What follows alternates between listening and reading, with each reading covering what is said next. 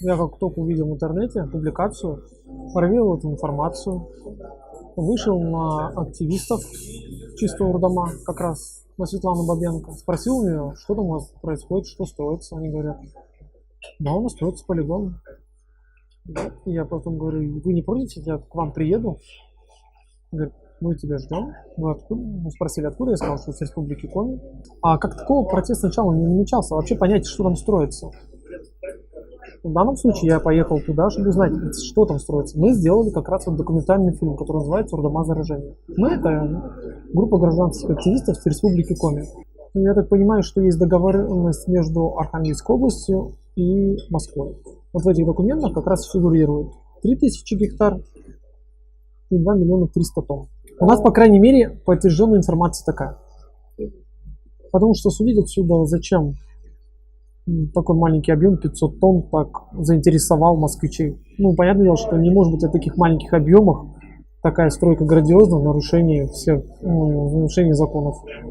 Активисты с Архангельской области, с Республики Коми решили объединиться и решили создать комитет защиты Вычегда.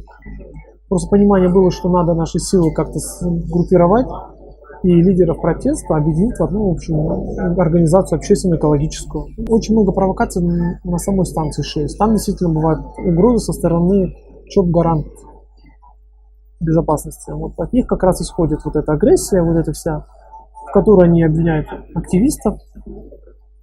Ну, там и уже были физический контакт со стороны ЧОПовцев. Там и телефоны выбивали. Вот. И оскорбления были, и угрозы жизни были. Завозить начнут, значит дальше протестовать. До тех пор, пока не закроется стройка полигона.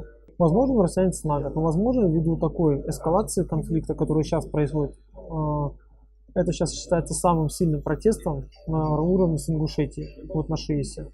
То, что его блокируют от всех средств массовой информации центральных, то другие СМИ открывают этот вопрос, и мы видим, что очень хорошо тиражируется любая информация про ШИЭС. Ну, много тратится и сил, и личных денег. Ну, да, что делать. В данном случае пока так, как есть. Нельзя сказать, что это хобби такое.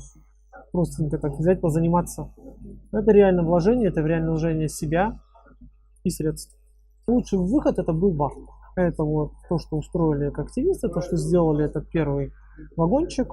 Они сделали народный контроль на станции ШИЭС. Он нужен был для того, чтобы смотреть в режиме, видеть в режиме онлайн нарушения на станции ШИЭС, выкладывать в интернет, соответственно, сделать самые быстрые запросы. Ну, понятно, что на них пришли отписки одни, но это дает нам шанс смотреть дальше. И в конечном итоге сейчас говорить, почему, где власти бездействовали, почему правоохранительные органы бездействовали, проверяющие органы почему бездействовали. Митинги — это изюминка на торте в этом плане, всегда должна быть. Да, являются, конечно. Массовые протестные мероприятия — это то, на что реагирует больно власть. Мы это увидели по реке Сихе. Это в Северодвинске. Строили полигон. 2-3 раза собирается где по 10 тысяч человек. И что мы видим? Строительство полигона в реке Сихе закончилось. По крайней мере, они заявляют, что будут разрабатывать другие варианты. Сейчас это вот максимально все, что есть. Я, по крайней мере, еще каких-то там вариантов. Ну, наверное, протестные акции устраивать в самой Москве, если только. Собирать там уже многотысячные митинги. В этом плане идти, если ближе к центру. А так, в Ленском районе, я думаю, что это максимально пока то, что они могут сделать. Если просто в протесте, просто его численность будет расти, то широкий слой населения принимает в протесте участие. В меру своих возможностей кому-то по должности не может принимать в этом участие открыто, но помогает как может. Думаю, даже те же правоохранительные органы, думаю, не с одобрения смотрят на эту всю ситуацию. Жители того же Ленского района, которые увольняются. Я думаю, что с Коми Республики очень многие понимают данную ситуацию. Единственное, чем можно вот закрыть этот процесс, это закрыть полигон и территорию рекультивировать. И тогда вопрос станции ШИЭС спадет на нет, соответственно, да, и протест уменьшится, и вообще не будет.